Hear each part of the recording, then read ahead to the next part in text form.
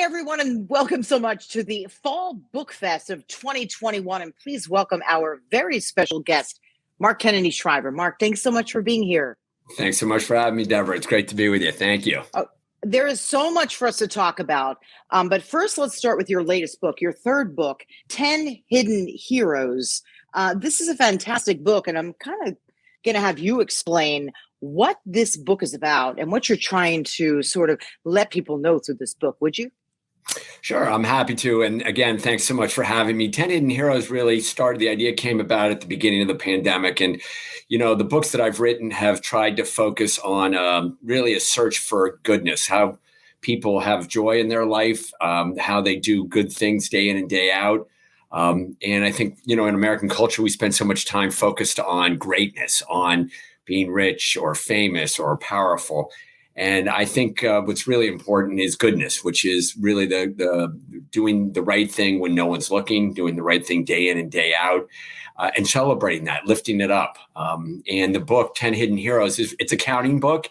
It's like a Where's Waldo book for little kids, but instead of finding Waldo amongst, 100 people or 200 people, it's finding the good people on page 10 and then 9 and then 8 and 7 right down to 1. And it's celebrating not, again, the rich and powerful or the famous, but, the custodian at the hospital. It's the nurses, the doctors, but it's also the custodian, because the hospital wouldn't be clean and wouldn't be functioning if the custodian wasn't doing his or her job. It's about celebrating the next door neighbor who shovels the snow off the walkway of an elderly person in the neighborhood. It's these small acts of kindness that I think we as a country don't celebrate. And that's what 10 Hidden Heroes is about. So it's, teaching little kids that, but also I hope asking or forcing the conversation between little kids and their parents, their uncles, their aunts, their grandparents about what really is important, about who really is a hero. So Deborah, there is one little thing on there where there are 2 Special Olympic athletes. And, my mom, Eunice Kennedy Shriver, started Special Olympics, and I put 2 athletes in there, arm in arm, one from Israel and one from the United Arab Emirates. And I saw that happen when I was over in Abu Dhabi at the International Special Olympic Games. And at that point in time, Israel was not recognized by the United Arab Emirates. Yet there were 2 athletes, together celebrating competition, striving to do their best. Arm in arm, United Arab Emirates and Israel. And I think, I hope little kids realize that Special Olympic athletes can lead us and teach us, and they can be heroes, even though they have a developmental disability. What does that really mean? And are they really heroes? So it's a book with a message, but also supposed to be filled with a lot of fun and a lot of adventure, trying to find heroes all across the pages. And the illustrator did a great job, Laura Watson. I think they're fun and exciting. So that's what the book is about. Sorry, I went too long, Deborah. No, you're fine. You're absolutely perfect. Actually, it makes my job easier, right? No, but you talked about fun. You talked about also reading it with an adult. I think that's important because so many of us as adults have lost sort of that fun. And sometimes, we get jaded as we get older and we don't see the little hidden heroes and little saints that are right next door, that are right across the street. And we're driving by very often in a rush. And if we could just take a moment to pause. And as we read this, as I read this as an adult, I thought, oh, yeah, that really had an impact on me on this is not just a book for kids, but it's a book for all of us. But what I found interesting was this is your third book. You wrote about your dad, a good man, and you wrote about Pope Francis. That book is called Pilgrimage. That's a fantastic book for anyone looking for something to read. I know you didn't exactly write these last year, those 2, but by picking those 2 books up recently, and then this third book, I learned a lot about you and how this has sort of been a part of your life since you were younger. You mentioned mom. Do you mind if we dial it back a little bit and talk about dad and the impact that dad had on you? And of course, mom as well, if you would. Yeah, I mean, I was blessed with 2 wonderful parents, right? And, they were devout in their beliefs. They had a strong relationship with God. They're both Catholic, as am I, and my wife and kids. But they didn't, evangelize and say, if you're not Catholic, we're not talking to you. They were, and realized that God is in all things. There's a famous saint in the Catholic tradition, Ignatius of Loyola, who started the Jesuits, who talks about God in all things. And I think my folks realized that God is in this conversation between you and me right now, and is in nature, is in relationships, that God is everywhere. And my folks, I think, realized that. They went to mass every day. They realized they were not God. And that's a big difference. I mean, there are a lot of people who think they are godlike, right, Deborah? And my folks realized they needed help. They needed each other, but they needed everyone working together. And I think they thought every day was a chance to make the world a little bit better. Not, huge, ginormous, as my kids say, differences, but every day you can make the world a little bit better. And every interaction you have, you can see God in that interaction. And I learned that from them. They did it with a lot of joy. I don't think my father or mother thought they were going to work any day, much less every day, because I think they thought that was a day to go out and try to do a little bit better in the world. So they had a lot of energy. They had a lot of joy. They got fired up every morning. And it was, they were great role models. They are great role models. My dad used to, in this book I wrote on him called A Good Man, he would write us letters, us, the children, almost every day. Sometimes It would be to all five of us. Sometimes it would be a handwritten note. I got them every day when I was in college. My friends thought my father was crazy because I'd come back from the P.O. box every day with, one or two letters. And I kept on most of them, went back and read them and tried to figure out. A Good Man is really a search to figure out how this guy lived with such joy, because I realized I need more of that in my life as I strive every day to be a better father, a better husband, a better friend, a better colleague, and to try to be good day in and day out. So that's, my father, when he died, Deborah, everyone said, not everyone, but the newspapers and television said he was a great man. He started the Peace Corps under President Kennedy, started the war on poverty under President Johnson, created Head Start and legal services for the poor, Job Corps, Vista. My mom started Special Olympics. She died. She was a great person. But what really impressed me was not, the fact that they did all these things, but that they treated, their waitress at their favorite restaurant the same as they treated, a senator or a governor or president of the United States, or you or me. We were all, blessed by God and loved by God, and they treated everyone the same. And how do you do that day in and day out? How do you, be a saint, as you said, who lives next door, which is what Pope Francis talks about a lot, that there are these hidden saints who live next door. And that's what 10 Hidden Heroes is a celebration of. It's the people that do goodness day in and day out who we don't celebrate as a country. So I had two great role models, and I still have two great role models because I learn from them still every day.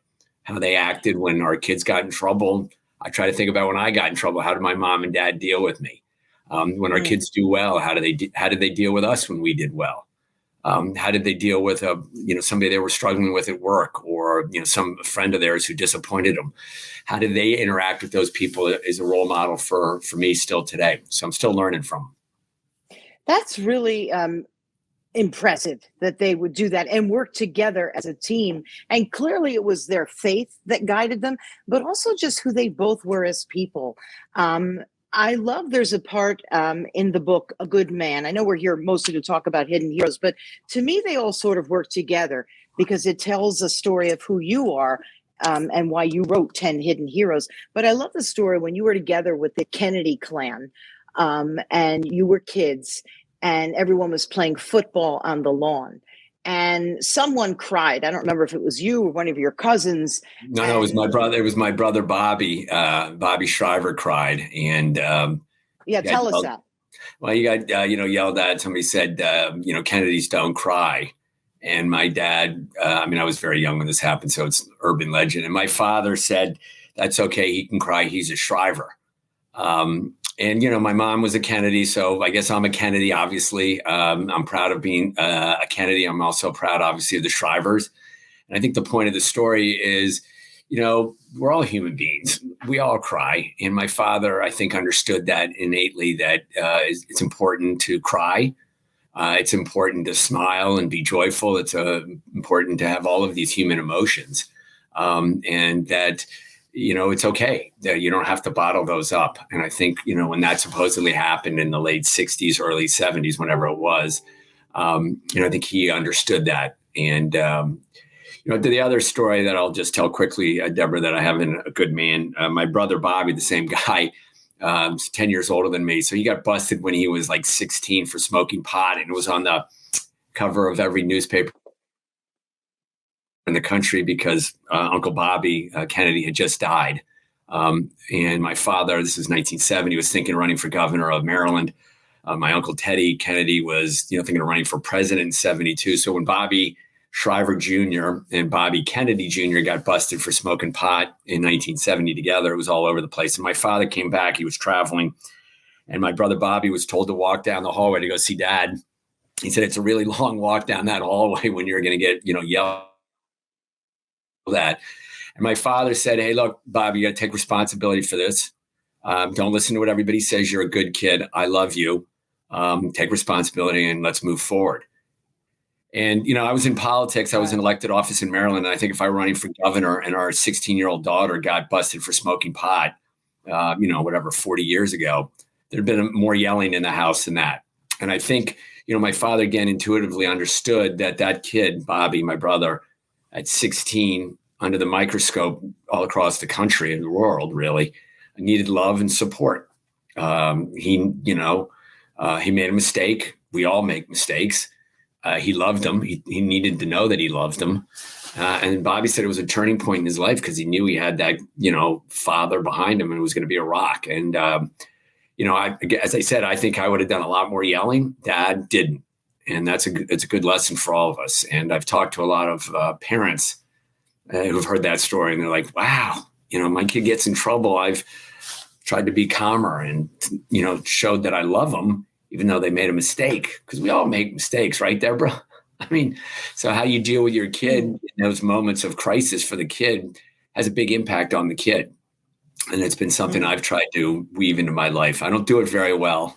I wrote that book called A Good Man. And after it was over, my daughter, who was then, 16, Molly, said to me, I'm going to write a book about you. And I said, oh, Molly, that's so sweet. What are you going to call it? And she said, an okay dad. I love that. So I'm trying, but I'm not in the good category yet. I'm trying though. I'm going to stick with A Good Man for another moment, if you don't mind. Sure. I also felt like this book, A Good Man, was a journey for you, particularly, of course, after Dad passed or your parents passed, because we all know, for those of us who lost parents, how difficult that is. And often when they're not there, for us to go and ask a question to anymore, right? Yes. It's all of a sudden we think back to the many moments where they taught us lessons and all that. What was that like for you? How cathartic was it for you to write this book? I mean, my mom had died. My uncle, who I was close to, Senator Ted Kennedy, died 2 weeks after my mother. A guy who had worked for my mom and dad had actually died 2 weeks before my mom. So when Richard Ragsdale, who's in the book, on my dad, my mom 2 weeks later, Uncle Teddy 2 weeks later, literally, 14 months later, my dad. So I was like, oh my gosh. And I said to my brother, because I gave one of the eulogies at Dad's funeral, what do I do now? And he said, why don't you just, write some more stories like the ones you told at the funeral? So I started writing, and then somebody read it, these stories, and said, wow, this is a pretty good book. And that's what turned into A Good Man. So, at times I was writing the stories, I was in the basement, laughing my head off. And other times I was crying. It's like, God, I can't believe it. This guy's gone. My mother is gone. But, having the letters that he wrote, and rereading those, seeing some of them in his own handwriting was powerful. And I think that is very helpful to me on a personal basis. And I think, again, I continue to learn from him, even though he is not physically here. He is with me in spirit, and his example and my mom's example too continue to teach and inform me. Some people have said to me, wow, and I, understand your dad wrote you all these notes. I've started writing my kids notes and slipping them under their doors or mailing it to them. And it's not a note like, I heart you.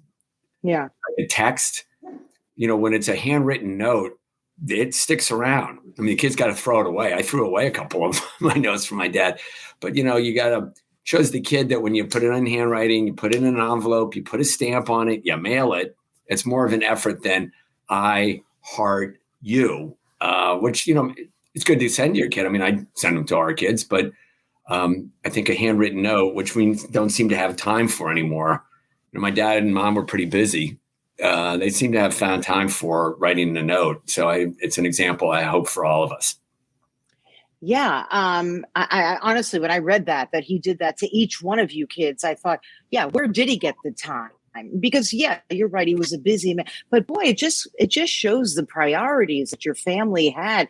Let's talk about your family. Let's talk about your mom's side a little bit. For those of us who grew up right with the Kennedy name, I know you've been asked this before, but did you feel any sort of pressure growing up under a Kennedy spotlight, or not really, because your mom and dad worked together as a unit to raise you in a certain way, if you would?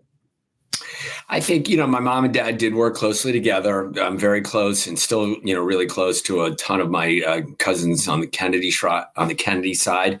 So I really like them, love them. Nobody's perfect. I'm not perfect. We get along. We have our fights. It's it's a fantastic relationship.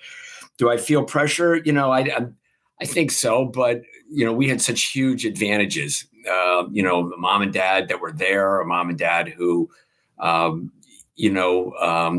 cared about us and were attuned to what was going on, that were active, great role models. I'd never experienced, my folks coming home and saying, neither one of them saying, you got to do this or you got to do that. You got to run for office. But, when you see your parents up and at it every day, I mean, I don't think my mom or dad ever took a sick day. We're just outside of DC. We rooted for the Orioles. Cal Ripken going to work every day, set the world, the major league record. My father never missed work. I mean, he wasn't playing Major League Baseball, but he, went to work when he was not feeling great. Same with my mom. So you have that example, which, you got to get up and go. You got to work. You got to. It didn't matter whether, Maria went into media. My sister Maria's in media, brother runs Special Olympics. Another brother had done a ton of work on the debt Africa issue, AIDS issues. Brother Anthony runs Best Buddies. People have done different things, but there was definitely a message to get up and you got to move and you got to do something. Didn't matter what you did, but you got to do it. And they were pretty good examples. I'm sorry, Deborah, I cut you off. No, it's fine. Believe me, you're way more interesting than I could ever be. So, and hearing about your family. I once read that mom drove around in an older station wagon. Is that true? She drove around on, yeah. I mean, she wasn't really, there was a station wagon, a country Squire. We drove around in that thing before, SUVs were around. Yeah, those old wagon, long bedded cars. Yes. She drove around in that. I mean, mother really didn't focus. My mom didn't really focus on cars or, fancy outfits or clothes. She, had Special Olympics athletes in the backyard, swimming, doing sports, working in our house. She was running Special Olympic activities, athletic activities when she was ambassador. My dad was ambassador to France in the 60s, late 60s. I mean, imagine having kids with developmental differences, who were called different things back then in the United States Embassy, running around in the backyard through tires and, jungle gym sets, doing physical activity in Paris in the late 60s as a woman. Pretty amazing. I mean, that's breaking stereotypes. So, how did she do that? How did she have the energy? How did, my father agree to allow her to do that? And I use those words on purpose because, men were in charge in the late 60s. In Europe, especially in France, and he was the ambassador, but here was a woman, his wife, who's doing kind of things that were unheard of, and they did that together. But I think a lot of people thought, how can he allow her to do that? This is a woman doing crazy things with people who should be in an institution. They didn't care. People with developmental disabilities are children of God. Whether they're children or adults, they're, children of God. And my mother, had a sister with a developmental disability. Boom. She was a member of the family. Let's go. Put them in the house, put them in the embassy. And that was, breaking stereotypes, shattering them, really. I love it. Good stuff. Well, it's actually great stuff. But how do you hold yourself up like that when days it's hard? Because we all have those days. And I have to tell you, I wake up most days feeling so optimistic and fortunate and blessed just to actually still be on the planet, right? But then very often as stuff happens, something on the freeway or this happens or something at work, my mood will start to slide. And then I'll start to maybe, some people call it meditation, some people call it a prayer. Then I'll take a moment and say a prayer, and then it'll lift me back up again. What lifts you up when you're starting to slide? I mean, what do you do? Oh, my cup of coffee. Right. Didn't we both yeah. Okay. Yeah, there you go, Deborah. I mean, all kidding aside, I mean, I think there is the centering process, whether you call it meditation or prayer. I mean, for my folks, they were going to mass every day. They had that 25 minutes every day. To me, try to do that every day. Doesn't work every day. I feel more centered and more focused when I do get that chance to either go to mass or get some quiet time here in the house. There's a famous line, I can't remember who it's from, that it says, should pray every day for 30 minutes. And when you're really busy, pray for 60. Because, when you're really busy, you need more time to get focused. And I struggle with that, as I think most people do. So, you asked, how do you live up to it? I think, I'm not my mother and father. They lived in a different time with different resources and different experiences. So I think you got to get over that idea of competing or comparing yourself to your parents or to your siblings or to your next door neighbor, and do the best you can with what God has given you. I talked to my dad once. He was in the middle of Alzheimer's, Deborah, and we got stuck at a traffic light, and he was, in and out of knowing who I was. And I turned to him. I said, Dad, I don't know why I did it, but I said, Dad, you're losing your mind. How does it make you feel? Wow. And he turned to me without missing a beat, and he said, I'm doing the best I can with what God's given me. And I was like, oh my God, I'm doing the best I can with what God has given me. And I think, that's what he did his whole life. And that's a pretty good example for the rest of us. God's given me a certain set of skills and gifts, which are not the same as you, which is not the same as my sister or the guy who lives next door to me. So you got to do the best you can with what God's given you and celebrate, as you said, that every day, because it's a huge gift to be alive. It's a huge gift to have this conversation. And I'm grateful that people are listening or watching. So you do the best you can. And, if 10 Hidden Heroes sells, 10 books, great. If it sells 100,000, great. We're trying to get the message out about goodness and spread good news and lift up people, everyday heroes. And that's what the book is about. And that's what the book I wrote on Dad, A Good Man, and the one I wrote on Pope Francis, Pilgrimage, it's that search. It's that journey that we're all on. Thank you for that wonderful segue, Mark. It's almost like we planned it. If we could just get a couple of minutes before we go back to 10 Hidden Heroes about Pilgrimage. Tell us a little bit about the synopsis and how you came about to writing that book. That's also another extraordinary read, people. Well, thank you. It's a journey, as the book on my dad is a journey to, figure out how to be more joy filled in my life, how to be a better, human being, to be good. Not great necessarily, but good, which is really the goal for me anyways. And, I was asked to do a similar journey to figure out, what made Pope Francis tick, what makes him, I think a good person. Obviously he's the Pope but he's a sinner and he's had problems, and, the talking to his friends and people that don't like him in Argentina and in Italy reveals who he is and what the ups and downs he went through. He almost died as a kid, becomes a priest, becomes a very powerful Jesuit, which is an order of Catholic priests, and then, gets exiled essentially. So he has a huge rise at a young age, a huge dramatic fall. And then he came back as a different person. So it's a up and down and back up.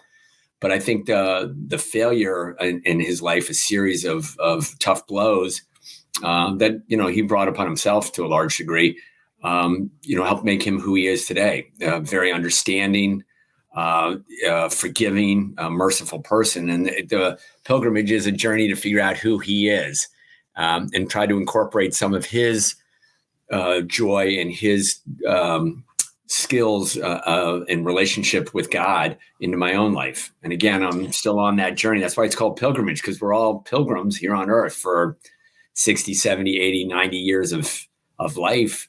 And it's trying to learn from other people how to do it a little bit better.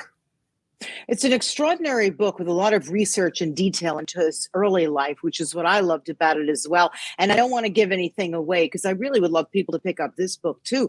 But your journey also into meeting him. That's all I want to say, people. So if you want to pick it up, you'll figure out, did he meet the Pope or not? That's all I can say. But you kept going. You kept writing this book. Yes. So I loved your own pilgrimage into this one as well. So thank you. Yeah. You're leaving a teaser there. I usually let the cat out of the bag at the end of the story, but yeah, you're right. It was a quest not only to meet him, but to understand him more importantly. And part of it, I thought, was to meet him. And the question is, is that necessary? And I guess you got to read the book to figure it out. But it's fun. I mean, it's a fun journey. I hope. It's a narrative of journey filled with stories of who the Pope knows and what they thought of him. And there's a lot to learn from his friends, including one of his good friends who's a trash collector in Buenos Aires, who he invited to his installation mass as Pope and his interaction with that guy. So it's not, a boring story of his interaction with a bunch of priests or nuns. No, not at all. I mean, that guy knows. Pope knows, his good friends are, people that live in the very poor sections of Buenos Aires. He stays in touch with them. The guy who picks up trash, literally recycling cardboard and plastic, Sergio Sanchez. I went and met him at the recycling plant, big recycling plant in downtown Buenos Aires. I mean, he's a character. There's a lot to learn from why the Pope's hanging out with a guy who picks up trash. Yeah, please. Do a lot of us know the name of the guy who picks up trash in our, neighborhood? Pope does. Why does he know that guy? Why does he hang out? Why is he inviting that guy to his installation mass and meeting with him after he becomes Pope? It's like the first guy he met with is the guy who picks up trash in Buenos Aires. I'm like, what? The guy was the cardinal, the most influential Catholic in all of Argentina, and one of his best friends is a trash collector and a rabbi. Different guy. That's right. But it's all what's on the inside, right? That is attracting him. It doesn't matter what we're doing, but what we're doing for others is what I got. But, it's funny you said that because as a little kid, I used to love to wait out front for our trash collector. He was so nice to me. He was so sweet because back then they got out of the truck. They went and they got your bin, put it in, and they would talk to me. I would love that. So do I know the name of mine now that, yes. And it's because of what happened to me as a child. My trash collector was so nice to me. So I've always made a point of making sure I know who's the guy that's out there or gal collecting my trash. So that's an interesting point. Before we go back. I mean, let's not skip over that quickly because that's unusual, I think. And it's beautiful. And that guy or gal who's picking up your trash or your recycling is a human being. And maybe. Go ahead. Yeah.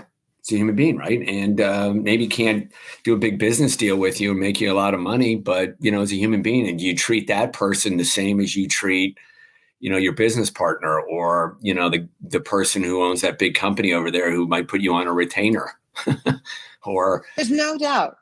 And we all end up in one way or another connecting with one another, working with one another. I did not come from a family of financial means, but I know with my family, education was everything. They wanted to make sure I was the first one to go to school. And they wanted to make sure that whatever it was that I wanted to do, even though they wanted me to be a bookkeeper, that I followed my dreams. So again, whether you're the trash collector, somebody who's writing a book, I have to ask you a couple more questions because I do know that you are under a time thing. But did you write every word in this? It's so well done. Or did you have a team of people helping you? These are beautifully written books, every one of them. Thank you. I wrote them. I had a lot of help. I'm not a professional writer, right, Deborah? So I'm, when I write, they're mostly stories and trying to find the common theme through stories of my dad's life, my interaction with him and his friends, the same with the Pope. And I was blessed with wonderful editors who would say, on page 18, you said this, on page 52, you said that. And I'm like, wow, I didn't even know I did that. And that's a theme that you should emphasize on page 92. In this one sentence here, what do you think of that? And I'm like, yeah, that makes complete sense. And it's actually part of the story, but I didn't see that theme. Some beautiful editors and friends that took a look at the manuscript and suggested edits. I mean, look, there's nothing, there's my father always believed, and I believe it too, that, nobody does anything by themselves. So anybody who tells you, let me put it for myself. If I told you I wrote these things all by myself, I'd be lying to you. I got help. I have editors who are helping me out, friends, a guy who traveled with me, who translated, because I don't speak Spanish, who translated all the conversations I had in Argentina, Spanish into English. I had a person transcribe all the interviews because I taped them, and she typed them all out so I could actually read what they said and then put that into the book on Pope Francis. I had so much help. I'm beyond blessed. I'm beyond blessed. But really it is clearly your voice and your journey in here. And that's why I was unable to put these books down. It really followed an arc the way you wrote this. They're really stunning books. Politically, any further political office in your future? I don't think so. I mean, I guess you never say never, but I have no interest in that. I mean, I interact now with Save the Children. I used to run until a couple of months ago, all their U.S. programs.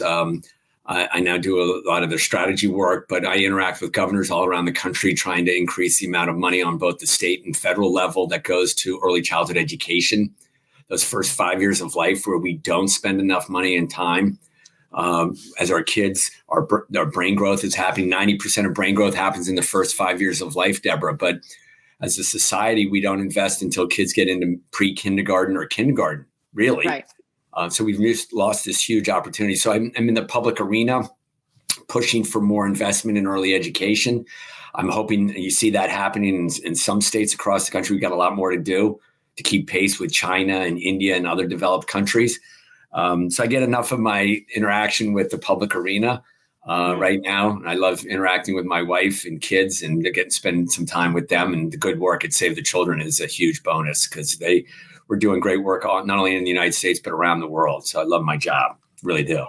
You've been married nearly 30 years. As you said, your children, you have 3 children. And I just for a moment just want to get back to the Save the Children Action Network. Because yes. Without an educated youth, we will fall behind. So for all those who may be a little more concerned with a bottom dollar, this is a bottom dollar. In other words, by investing in the kids, we really are investing in ourselves and the future of our country's health, right? Yes, absolutely. And that's what Save the Children Action Network is, a political organization, bipartisan. It's affiliated with Save the Children. But it is trying to mobilize an army of people in the United States. There's about 400,000 people now to put pressure on our elected officials to invest in our children. And it supports both Democrats and Republicans, and it works across the political spectrum. If you want to invest in kids, we're helping you out. We're supporting you. When you look around, Deborah, right, you have big organizations on the environment, on gun control, on gun rights, on Israel, making sure that Israel is taken care of, on pharmaceutical industry, on the environment. What's that for kids?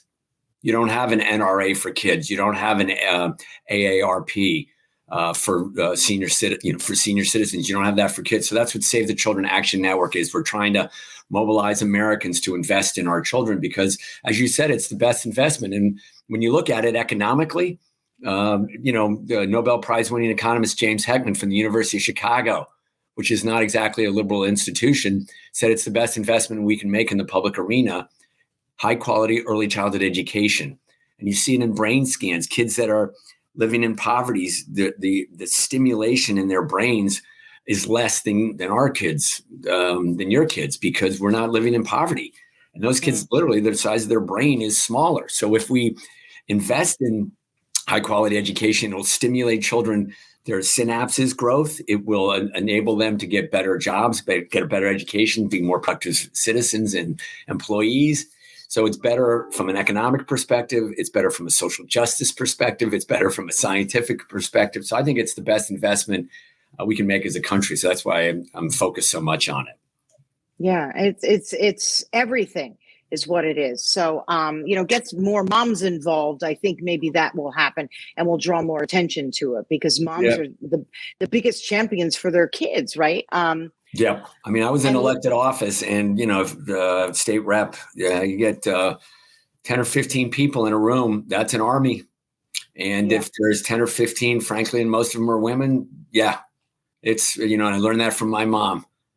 And I'm not being sexist. I'm just telling you, as you said, there's a lot of power in any citizen. And there's nothing like a motivated mother when it comes to their children. Had it this morning in our house. We have a sick kid in college. My wife is on it. I'm helping, but wow. So if there are any women, if there are any men out there that care about our kids, go look at Save the Children Action Network website. We're fired up and trying to mobilize people to get in the arena, as Teddy Roosevelt said, and fight for what you believe in. And if you believe kids are our most important resource, whether you're a Democrat or Republican, we got to get in. We got to get in the arena and push, because that's what democracy is. It's a contact sport, and you got to get in there. And the heroes and 10 hidden heroes, Deborah, they're the next door neighbors. That's where the real power is. We just got to get off our fannies and get in the arena. Do you happen to have any books planned about mom, or even publishing some of those letters from dad, by the way? Part of the letters are in there in the book on dad called The Good Man. So they're in that book. Yeah. My sister, we've talked about doing something about my mom. I don't know. I haven't done that. I probably should. My sister probably would write a better book. I know she would. We'll have to talk to Maria about. Yeah, we'll get it on. We'll get on there with Maria. Yeah, but look at the work she's doing with Alzheimer's. It's extraordinary. Yeah, it's great. I mean, she's fantastic. She just came out with a new bar that stimulate. And by the way, Alzheimer's disproportionately impacts women with the disease and as the caregiver. So Maria's raised a lot of money on research. She's just come out with a new bar called Mosh, MOSH. Low on sugar, low on sodium. It tastes good, and it's got all the ingredients. She did it with her son, Patrick Schwarzenegger. And it's loaded with ingredients that helps brain growth. And part of it goes to Alzheimer's research. So there are all sorts of ways of getting involved, either with the Shrivers or without us, Deborah. I love it. With the Shrivers or without us. Let's just sort of end our conversation a little bit, circle back to 10 hidden heroes. It's terrific. At the end, you leave a space for all of us, our kids, ourselves, to fill it in. About ourselves, right? Giving ourselves a hero award. I'll take a hero award, but our kids in particular. Number one, the hero award is you. What will you do? You're sort of empowering kids and parents to help empower their kids. Like, how are you a hero? And I'm not talking about the superheroes in movies. How many of us see those superheroes in movies and we leave going like, oh my God, do I need a cape? I often think about that with my kids as we've left the movies with a superhero. How do you live up to that? That's why this is such an extraordinary book, because the 10 hidden heroes are even not so hidden, but they're among us, right? Yeah. I mean, we should just end with that. You said it beautifully. Yeah. I mean, that's the idea is, you don't have to start the Peace Corps or the Special Olympics or, be Superman or, Wonder Woman. You can be a hero day in and day out by doing the right thing, by helping your family. If you're a little kid, maybe you help your mother or father do the dishes. Maybe if you have a little, brother or sister and they cut themselves, you help put the Band-Aid on. You, clean up your room. These are all little acts of kindness.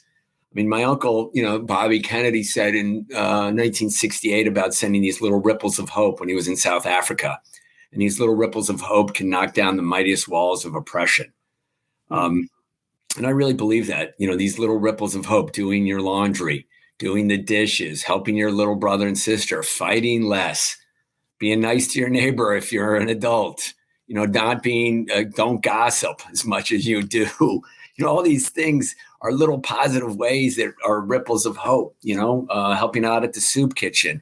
If you're a Special Olympics athlete, spreading, joy. And a lot of the folks in this book, are handicapped, so-called handicapped, and they're heroes.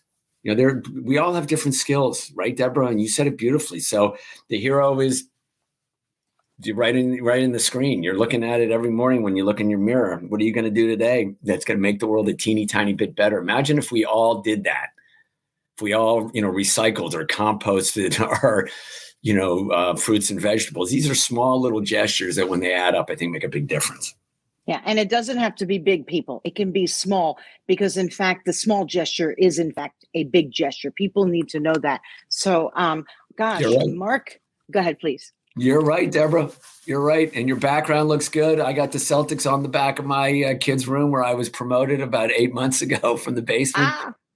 Very nice. It's been great talking to you, Deborah. You're so nice to have read the books and to see the theme that, the books I've written. We're coming out with another one called, Pairs, where we talk about, children's book about how pairs working together can also make a huge difference. And it's natural. It's a multiplication book as compared to a counting book.